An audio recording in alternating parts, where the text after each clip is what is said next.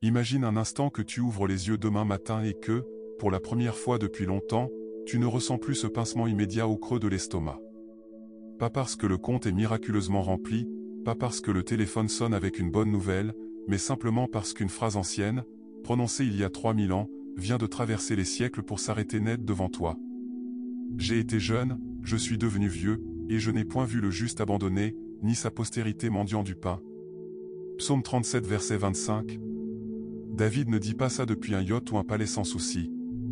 Il le dit après avoir fui Saul pendant des années, après avoir vécu dans des grottes, après avoir mangé ce qu'on lui jetait, après avoir vu ses propres hommes le trahir, après avoir connu la faim, le froid et le doute. Et pourtant il ose écrire, « Je n'ai point vu le juste abandonné ». Ce matin, si l'argent ne rentre plus, si les factures s'empilent comme des accusateurs silencieux, si tu te demandes parfois si Dieu a détourné le regard, cette phrase est pour toi. Elle n'est pas une promesse naïve. Elle est un témoignage forgé dans le feu.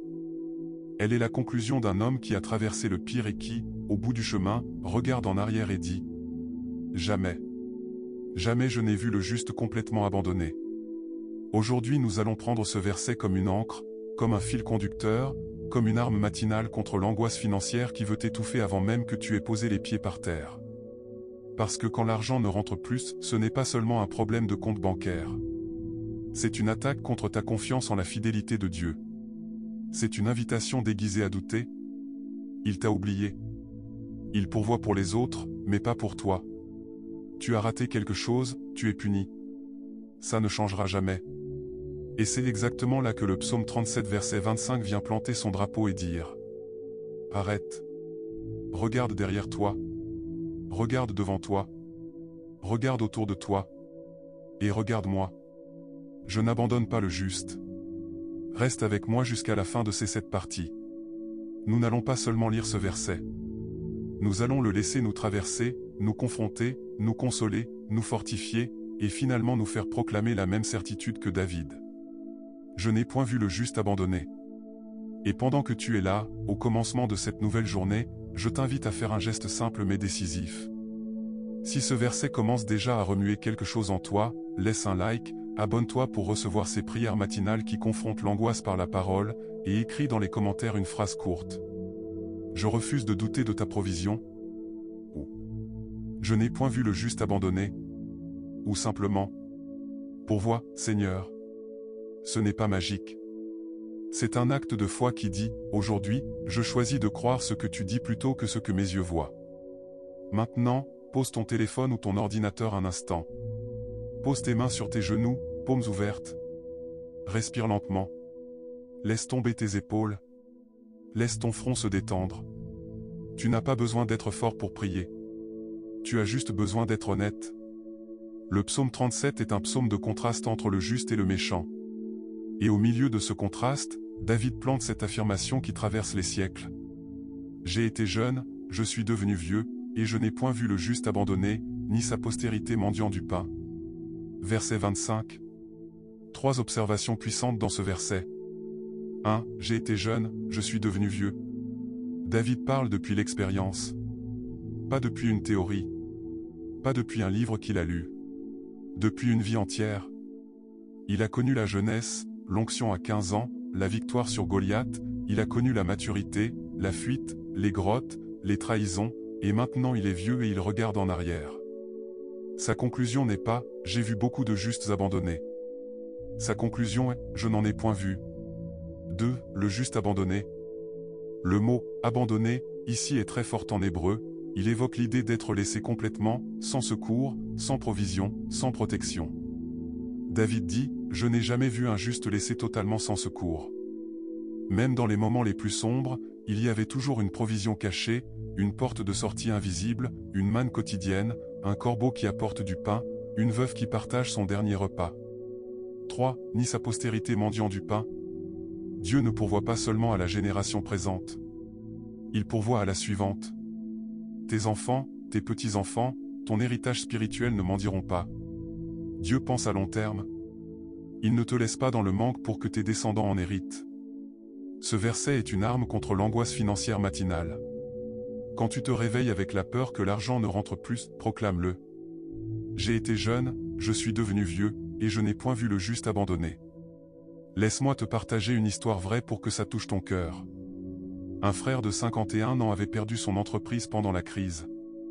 Il s'était retrouvé avec des dettes énormes, plus de salaire fixe, une famille à charge. Chaque matin il se réveillait avec cette phrase en tête, « L'argent ne rentre plus. C'est fini. » Un jour, il a lu Psaume 37 verset 25 et il a commencé à le proclamer chaque matin avant même d'ouvrir ses mails ou son compte bancaire. Je n'ai point vu le juste abandonné, ni sa postérité mendiant du pain. Au début, rien n'a changé. Mais il a continué. Il a continué à donner, même peu, à prier, à chercher des solutions sans panique. 6 mois plus tard, une proposition de partenariat est arrivée d'un ancien client. Puis un contrat stable. Puis une dette importante annulée par le créancier. En 18 mois, il avait remboursé la majorité de ses dettes et relancé une activité plus solide qu'avant. Il dit aujourd'hui, je n'avais plus rien. Mais Dieu m'a montré que le juste n'est jamais abandonné. Il a pourvu, parfois au dernier moment, mais il a pourvu. Et il a pourvu pour mes enfants aussi. Ce matin, si l'argent ne rentre plus, si le compte baisse, si les opportunités semblent s'éloigner, arrête-toi et proclame. Je n'ai point vu le juste abandonné. Maintenant que nous avons posé les fondations du psaume 37 verset 25 et compris pourquoi c'est une encre puissante quand l'argent ne rentre plus, passons à la prière guidée elle-même. Dans la prochaine partie, nous allons entrer dans une longue supplication pour que Dieu ouvre les sources de provision, brise l'angoisse du manque et te fasse expérimenter sa fidélité de pourvoyeur. Reste avec moi, la provision commence dès maintenant.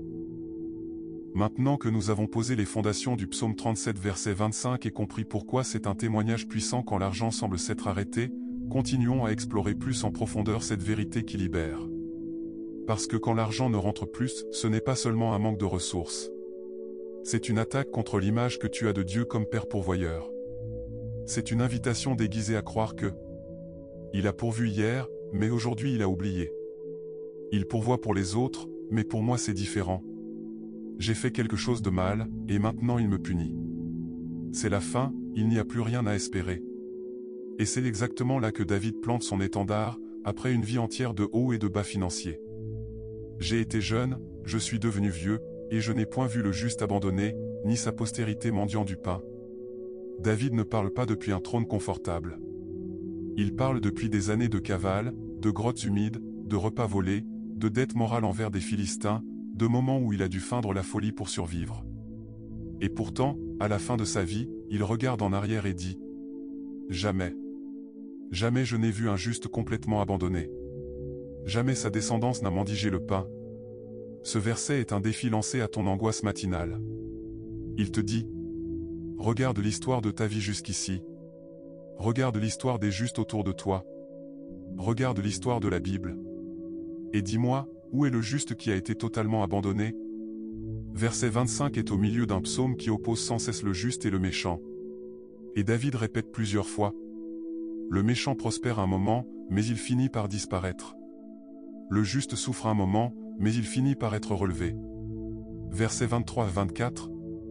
Les pas de l'homme sont affermis par l'Éternel, et il prend plaisir à sa voie. S'il tombe, il n'est pas terrassé, car l'Éternel le soutient de sa main. Même quand le juste tombe financièrement, il n'est pas terrassé. Dieu le soutient de sa main. Le verset 25 est la conclusion logique. Je n'ai jamais vu ce soutien manquer. Jamais. Verset 21. Le méchant emprunte et ne rend pas, le juste fait grâce et donne. Quand l'argent ne rentre plus, on peut être tenté de durcir son cœur. Je garde tout pour moi, je ne peux plus donner. David dit le contraire, le juste continue à faire grâce et à donner, même dans le manque. Et c'est précisément dans ce geste que la provision se débloque. Verset 16. Mieux vaut le peu du juste que l'abondance de beaucoup de méchants. Quand l'argent ne rentre plus, on compare souvent. Regarde les autres, ils ont tout. Moi je n'ai rien. David dit, le peu du juste vaut mieux que l'abondance du méchant. Parce que le peu du juste est béni, protégé, multiplié. L'abondance du méchant est fragile, temporaire, maudite. Laisse-moi te partager une histoire vraie pour que ça touche ton cœur. Un frère de 49 ans avait vu son entreprise s'effondrer en 18 mois. Chômage, dette, économies épuisées, honte profonde. Chaque matin il se réveillait avec cette phrase, « L'argent ne rentre plus. C'est fini. » Un jour, il a lu Psaume 37 verset 25 et il a commencé à le proclamer chaque matin avant d'ouvrir son ordinateur ou de regarder son compte. Je n'ai point vu le juste abandonné, ni sa postérité mendiant du pain. Il a aussi continué à donner, même 5 € par semaine à une œuvre, à prier sans amertume, à chercher des solutions sans panique. Au bout de 4 mois, un ancien client l'a appelé pour un petit contrat. Puis un autre. Puis une proposition de partenariat stable. En 14 mois, il avait remboursé la moitié de ses dettes et relancé une activité plus solide qu'avant. Il dit aujourd'hui, « Je pensais que Dieu m'avait abandonné. » Ce verset m'a forcé à regarder en arrière, il avait toujours pourvu, même dans les moments les plus sombres. Et il a continué. Le juste n'est jamais abandonné.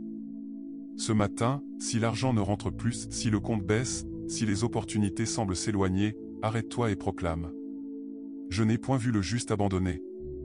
Maintenant que nous avons exploré plus en profondeur le psaume 37 verset 25 et compris pourquoi c'est un témoignage inébranlable quand l'argent semble s'être arrêté, passons à la prière guidée elle-même. Dans la prochaine partie, nous allons entrer dans une longue supplication pour que Dieu ouvre les sources de provision, brise l'angoisse du manque et te fasse expérimenter sa fidélité de pourvoyeur. Reste avec moi, la provision commence dès maintenant. Maintenant que nous avons exploré plus en profondeur le psaume 37 verset 25 et compris pourquoi c'est un témoignage inébranlable quand l'argent semble s'être arrêté, continuons à plonger dans cette vérité qui libère. Parce que quand l'argent ne rentre plus, ce n'est pas seulement un manque matériel. C'est une crise de confiance qui touche le cœur même de ta relation avec Dieu. C'est le moment où les questions les plus douloureuses remontent. Est-ce que tu vois? Est-ce que tu te souviens de moi? Est-ce que j'ai fait quelque chose qui a fermé les écluses? Est-ce que je suis vraiment juste, ou est-ce que je me suis trompé quelque part? David, dans le psaume 37, ne donne pas une réponse théorique. Il donne un témoignage vécu. Il dit « J'ai été jeune, je suis devenu vieux, et je n'ai point vu le juste abandonné, ni sa postérité mendiant du pain. » Il ne dit pas « J'ai vu des justes qui ont manqué un peu. » Il ne dit pas « J'ai vu des justes qui ont connu des saisons difficiles. » Il dit « Je n'ai point vu le juste abandonné. » Le mot « abandonné » en hébreu porte l'idée d'être laissé sans secours, sans provision, sans protection, sans espérance. David regarde une vie entière de haut et de bas et conclut « Jamais un juste n'a été laissé totalement sans secours. » Versets 23-24, juste avant. Les pas de l'homme sont affermis par l'Éternel, et il prend plaisir à sa voie. S'il tombe, il n'est pas terrassé, car l'Éternel le soutient de sa main. Même quand le juste tombe financièrement, même quand il tombe dans le manque, il n'est pas terrassé. Dieu le soutient de sa main. Le verset 25 est la conclusion logique. Je n'ai jamais vu ce soutien manquer. Jamais. Verset 21. Le méchant emprunte et ne rend pas, le juste fait grâce et donne. Quand l'argent ne rentre plus, la tentation est grande de se refermer. Je garde tout pour moi, je ne peux plus donner, je dois survivre. David dit le contraire, le juste continue à faire grâce et à donner, même dans le manque. Et c'est précisément dans ce geste que la provision se débloque.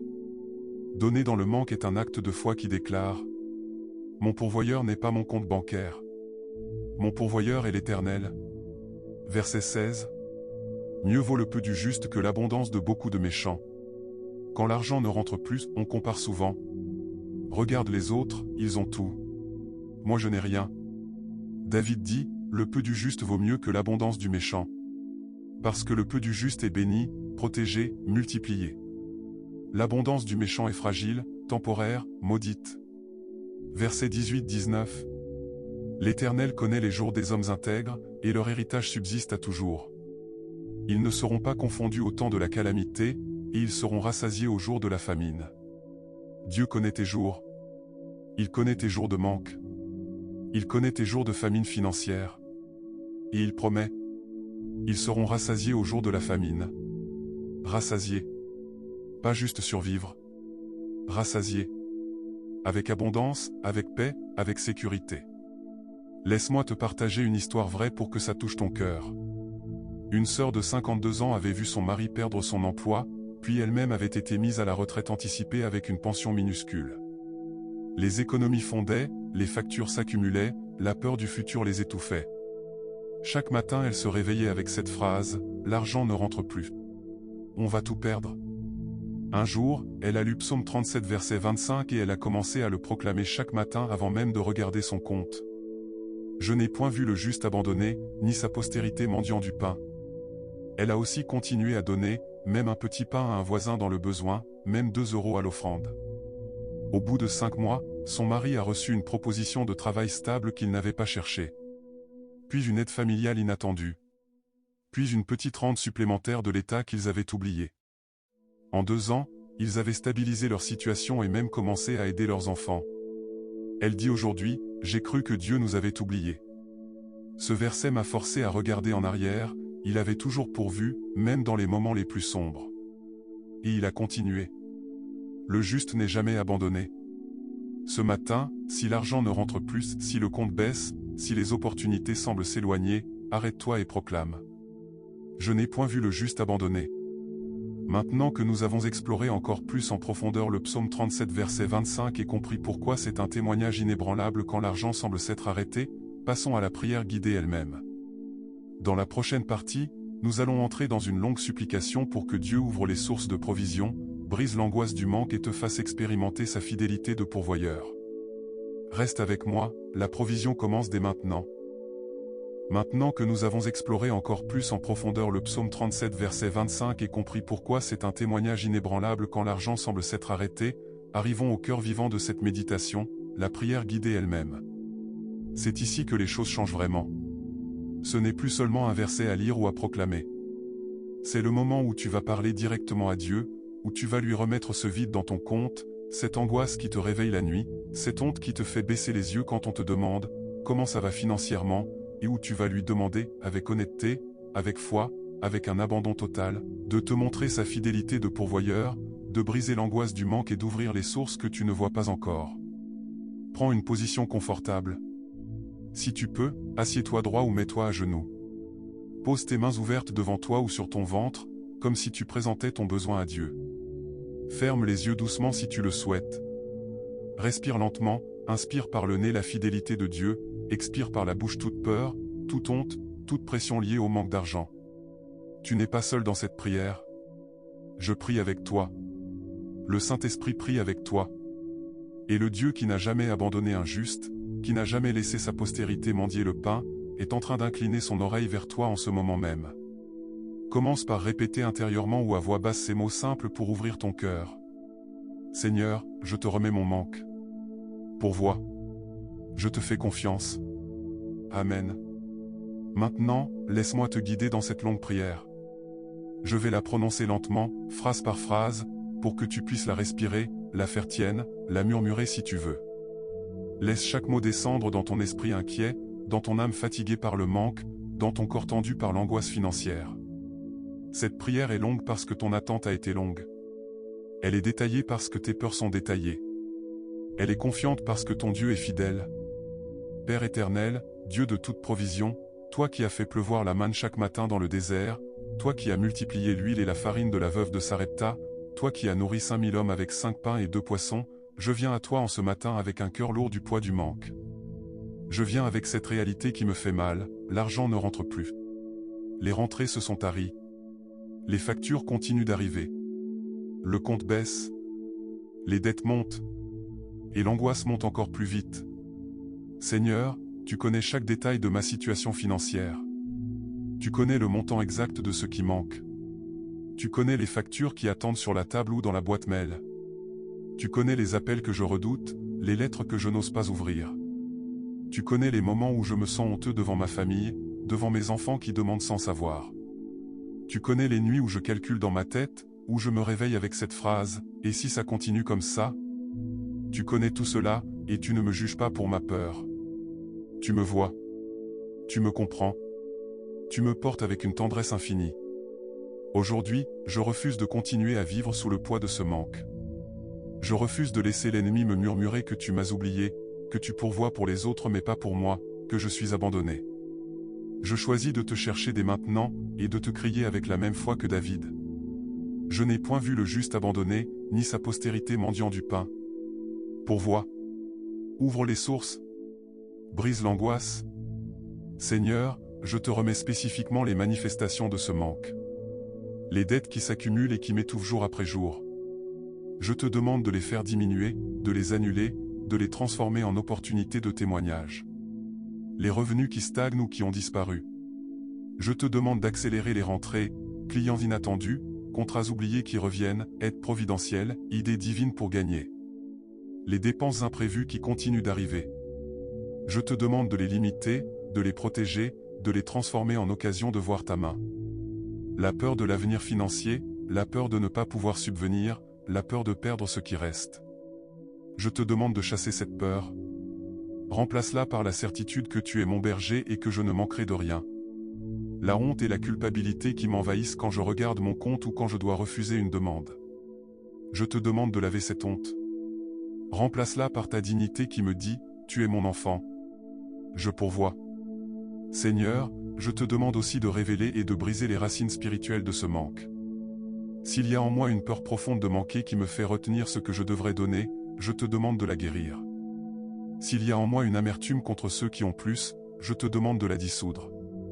S'il y a en moi un mensonge qui dit « Dieu ne pourvoit pas pour moi », je renonce à ce mensonge au nom de Jésus.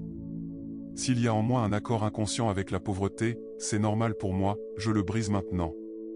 Je déclare que ces racines sont arrachées.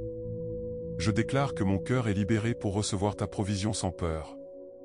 Je déclare que je deviens un canal de ta bénédiction même dans le manque actuel.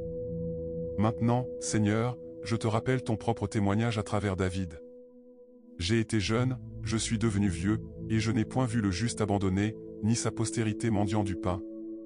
Je proclame que je ne suis pas abandonné. Je proclame que ma postérité ne mendiera pas. Je proclame que tu pourvois. Je proclame que tu soutiens le juste de ta main. Je proclame que tu rassasies au jour de famine. Je proclame que tu affermis mes pas. Je proclame que tu prends plaisir à ma voix. Seigneur, je te rends grâce d'avance. Merci parce que tu es déjà à l'œuvre. Merci parce que les sources sont en train de s'ouvrir. Merci parce que les dettes diminuent. Merci parce que les revenus arrivent. Merci parce que l'angoisse s'en va. Merci parce que la paix descend. Merci parce que le juste n'est jamais abandonné. Je t'adore. Je te loue. Je te célèbre avant même de voir pleinement la provision. Parce que tu es fidèle. Tu es vrai. Tu es le Dieu qui pourvoit à ceux qui se confient en lui. Amen. Maintenant que nous avons plongé dans la prière guidée avec force et précision, et que nous avons proclamé la fidélité de Dieu comme pourvoyeur, continuons à approfondir cette supplication. Dans la prochaine partie, nous allons prolonger la prière, ajouter des proclamations spécifiques pour chaque manifestation du manque, et laisser l'Esprit nous conduire dans une adoration qui invite la provision divine à se manifester pleinement. Reste avec moi, la provision est en marche. Maintenant que nous avons scellé cette méditation par une adoration profonde et joyeuse, et que nous avons proclamé la fidélité de Dieu comme pourvoyeur comme une réalité déjà en marche, arrivons à la conclusion puissante de cette prière. C'est le moment où tout se cristallise. C'est le moment où la louange devient une déclaration royale, où tu te lèves, littéralement ou dans ton cœur, avec la certitude que le manque n'a plus le dernier mot, que les sources sont en train de s'ouvrir, que le juste n'est pas abandonné, que ta postérité ne mendira pas, et que la provision de Dieu commence à se manifester dès aujourd'hui, même si ton œil naturel ne voit pas encore tout. Prends une dernière respiration profonde. Ouvre les yeux si tu les avais fermés. Lève-toi si tu es assis ou à genoux, lève-toi comme quelqu'un qui sort d'une longue famine intérieure, comme quelqu'un qui entre dans un nouveau jour avec la promesse que le pain ne manquera pas, comme quelqu'un qui n'est plus défini par le manque mais par la fidélité de son pourvoyeur. Le psaume 37 verset 25 n'est pas une parole isolée. C'est la conclusion d'un homme qui a vu le pire et qui, à la fin, regarde en arrière et dit « Jamais je n'ai vu le juste abandonné. Jamais sa descendance n'a mendigé le pain. » David ne dit pas « J'ai vu des justes qui ont manqué temporairement. » Il dit « Je n'ai point vu le juste abandonné. » Il ne dit pas « Dieu pourvoit parfois. » Il dit « Dieu pourvoit toujours. » Et cette promesse est pour toi aujourd'hui. Si l'argent ne rentre plus, si les portes semblent fermées, si l'angoisse te murmure que c'est la fin, arrête-toi et proclame la même certitude que David. Je n'ai point vu le juste abandonné. Je proclame sur toi une dernière fois, avec toute l'autorité que Dieu me donne en Christ. Je déclare que le manque prend fin aujourd'hui. Je déclare que tu n'es pas abandonné. Je déclare que ta postérité ne mendira pas. Je déclare que Dieu te soutient de sa main. Je déclare que tu es rassasié au jour de famine. Je déclare que tes pas sont affermis par l'Éternel. Je déclare que l'Éternel prend plaisir à ta voie. Je déclare que le peu que tu as est béni et multiplié. Je déclare que les dettes s'effacent. Je déclare que les revenus arrivent. Je déclare que les dépenses se stabilisent. Je déclare que l'angoisse s'en va. Je déclare que la paix descend. Je déclare que la provision abondante se manifeste. Je déclare que ta maison est marquée par la fidélité de Dieu. Seigneur, je te rends grâce immense pour ce que tu as déjà accompli dans le spirituel. Merci parce que tu n'oublies rien. Merci parce que tu n'abandonnes personne. Merci parce que ton silence pendant le manque était une école de confiance. Merci parce que ton moment de provision est arrivé. Merci parce que tu accélères maintenant. Merci parce que tu bâtis ce qui était en ruine. Merci parce que tu fais de mon manque un témoignage pour les autres. Je t'adore. Je te loue. Je te célèbre avant même de voir pleinement la provision. Parce que tu es fidèle. Tu es vrai. Tu es le Dieu qui pourvoit à ceux qui se confient en lui. Et maintenant, je te bénis au nom de Jésus. Que le Seigneur te garde et te protège des pièges du manque. Que le Seigneur fasse luire sa face sur tes finances et te fasse grâce. Que le Seigneur tourne sa face vers toi et te donne la paix, une paix qui dépasse toute compréhension, une paix qui garde ton cœur et tes pensées dans sa provision. Que cette paix soit multipliée sur toi aujourd'hui et dans les jours à venir. Que les sources s'ouvrent. Que les dettes s'effacent. Que les revenus abondent. Que l'angoisse disparaisse. Que la joie revienne. Que ta destinée financière soit restaurée. Que ta postérité loue son nom à cause de ce que Dieu aura fait pour toi. Amen et Amen. Ne rate pas le livre dans la description. Maintenant que nous avons prolongé la prière guidée et que nous avons proclamé avec autorité la fidélité de Dieu comme pourvoyeur inébranlable, continuons à sceller cette vérité par une adoration profonde.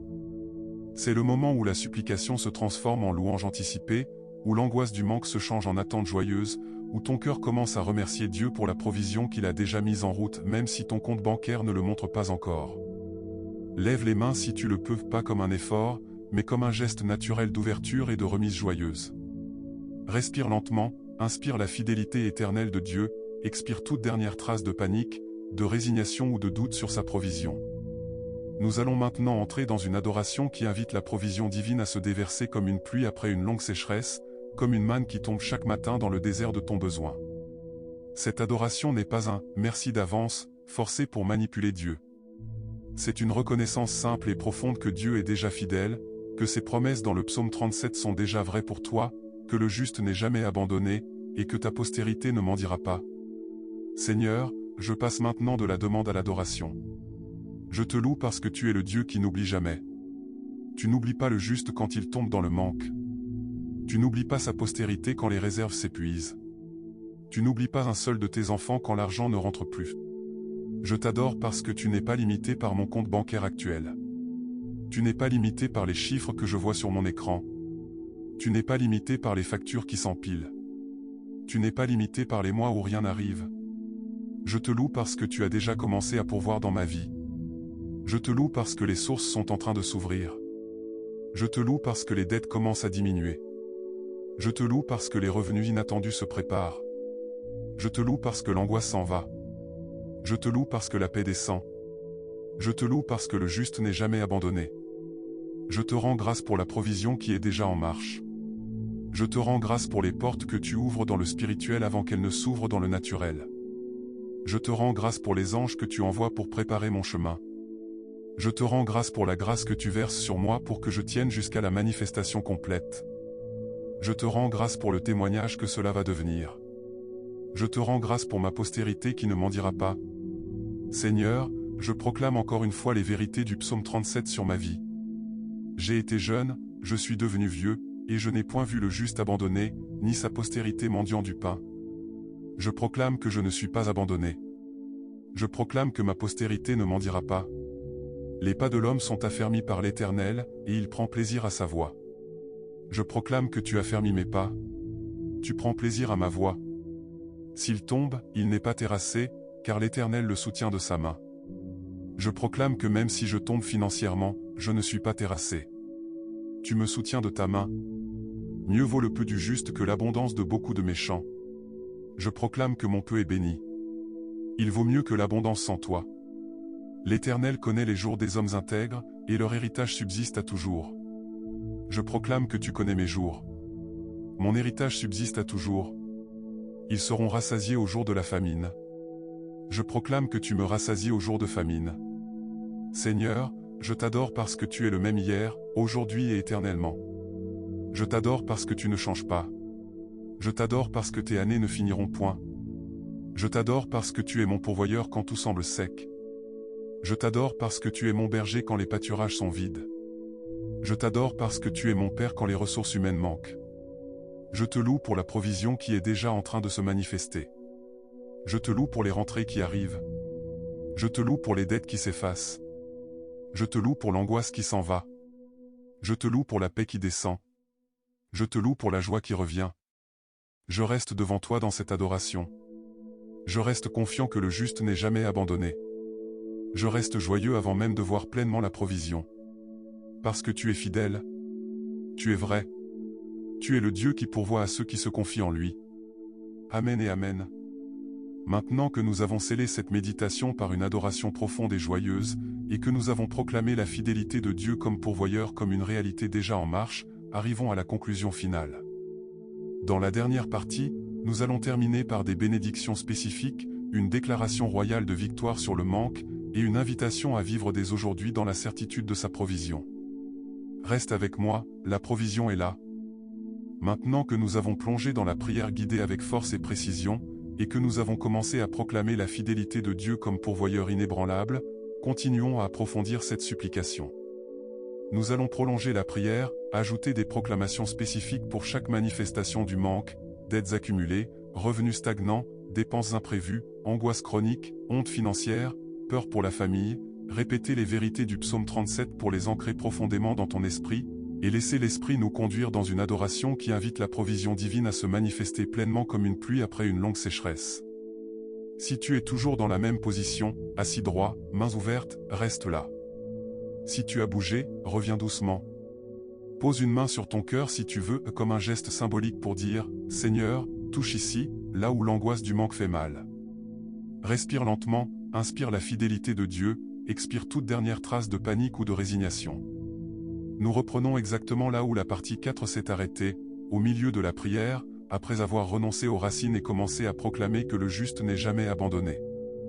Maintenant, nous allons aller plus loin, nous allons prier pour les manifestations concrètes du manque, pour la guérison de l'âme blessée par la peur du manque, pour la restauration de la capacité à donner même quand il reste peu, et pour que Dieu accélère non seulement les rentrées d'argent, mais aussi la transformation intérieure qui attire la provision durable.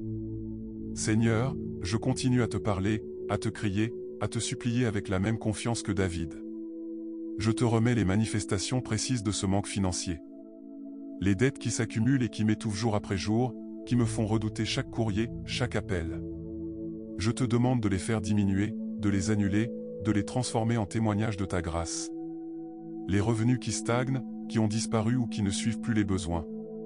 Je te demande d'accélérer les rentrées, clients inattendus, contrats oubliés qui reviennent, primes providentielles, idées divines pour gagner, portes qui s'ouvrent sans que je les ai forcées. Les dépenses imprévues qui continuent d'arriver et qui me maintiennent dans le rouge. Je te demande de les limiter, de les protéger, de les transformer en occasion de voir ta main agissante. L'angoisse chronique du manque qui me réveille la nuit, qui me fait calculer sans cesse, qui me vole ma paix. Je te demande de chasser cette angoisse. Remplace-la par ta paix qui garde mon cœur et mes pensées. La honte et la culpabilité qui m'envahissent quand je regarde mon compte ou quand je dois refuser une demande. Je te demande de laver cette honte. Remplace-la par ta dignité qui me dit « Tu es mon enfant ». Je pourvois. La peur pour ma famille, pour mes enfants, pour mes proches, peur qu'ils souffrent à cause de mon manque, peur qu'ils manquent de l'essentiel. Je te demande de rassurer mon cœur. Pourvois pour eux à travers moi ou malgré moi. Protège-les du manque. Seigneur, je te demande aussi de révéler et de briser les racines spirituelles et émotionnelles de ce manque. S'il y a en moi une peur profonde de manquer qui me fait retenir ce que je devrais donner, je te demande de la guérir. S'il y a en moi une amertume contre ceux qui ont plus, je te demande de la dissoudre. S'il y a en moi un mensonge qui dit « Dieu ne pourvoit pas pour moi », je renonce à ce mensonge au nom de Jésus. S'il y a en moi un accord inconscient avec la pauvreté, c'est mon lot, c'est normal pour moi, je le brise maintenant. S'il y a en moi une culpabilité qui me fait croire que je suis puni, je te demande de la laver par ton sang. Je déclare que ces racines sont arrachées. Je déclare que mon cœur est libéré pour recevoir ta provision sans peur. Je déclare que je deviens un canal de ta bénédiction même dans le manque actuel. Je déclare que je donne avec joie, même quand il reste peu. Je déclare que je fais grâce et que je prête sans attendre de retour. Maintenant, Seigneur, je te rappelle ton propre témoignage à travers David. J'ai été jeune, je suis devenu vieux, et je n'ai point vu le juste abandonné, ni sa postérité mendiant du pain. Je proclame que je ne suis pas abandonné. Je proclame que ma postérité ne mendiera pas. Je proclame que tu pourvois. Je proclame que tu soutiens le juste de ta main. Je proclame que tu rassasies au jour de famine. Je proclame que tu affermis mes pas. Je proclame que tu prends plaisir à ma voix. Je proclame que les dettes s'effacent. Je proclame que les revenus arrivent. Je proclame que les dépenses se stabilisent. Je proclame que l'angoisse s'en va. Je proclame que la honte disparaît. Je proclame que la paix descend. Je proclame que la provision abondante se manifeste. Seigneur, je te rends grâce d'avance. Merci parce que tu es déjà à l'œuvre. Merci parce que les sources s'ouvrent. Merci parce que les dettes diminuent. Merci parce que les revenus arrivent. Merci parce que l'angoisse s'en va. Merci parce que la paix descend. Merci parce que le juste n'est jamais abandonné. Je t'adore. Je te loue. Je te célèbre avant même de voir pleinement la provision. Parce que tu es fidèle. Tu es vrai. Tu es le Dieu qui pourvoit à ceux qui se confient en lui. Amen. Maintenant que nous avons prolongé la prière guidée et que nous avons proclamé avec autorité la fidélité de Dieu comme pourvoyeur, continuons à sceller cette vérité. Dans la prochaine partie, nous allons entrer dans une adoration profonde, répéter les bénédictions du psaume 37, et terminer par une proclamation finale qui invite la provision divine à se manifester pleinement. Reste avec moi, la provision est en marche.